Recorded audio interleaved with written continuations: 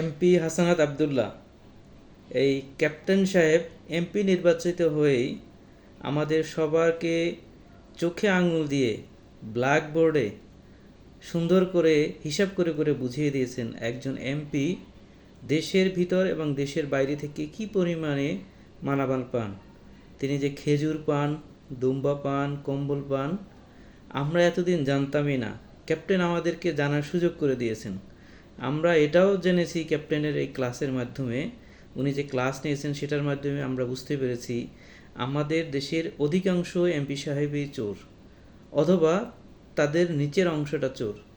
তারা গরিব মানুষের জন্য বিদেশ থেকে যে দুম্বার মাংস আসে, যে কম্বল আসে, যে খেজুর আসে, যে অন্যান্য খাবার আছে, সামগ্রী আসে, সরকার থেকে যে বিভিন্ন সামগ্রী আসে, তার অনেকাংশই লোপাট হয়ে যায়। হয় সেটা বিক্রি হয়, অথবা তার নিজস্ব বাহিনী যারা এগুলার অ্যাকচুয়ালি দাবিদার না, তারা ওই পরিমাণে অসচ্ছল না, তাদের হাতে চলে যায়। তো ধন্যবাদ জানাচ্ছি ক্যাপ্টেন সাহেবকে।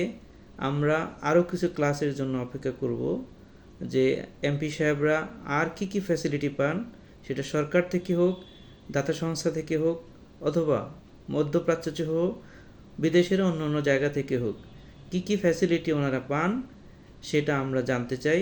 এবং আমরা প্রত্যেকেই নিজ নিজ এলাকার এমপি সাহেবকে একটু প্রশ্ন করতে চাই, আমার ভাগের অংশটা কই? আমাদের এলাকার খেজুর কোথায়?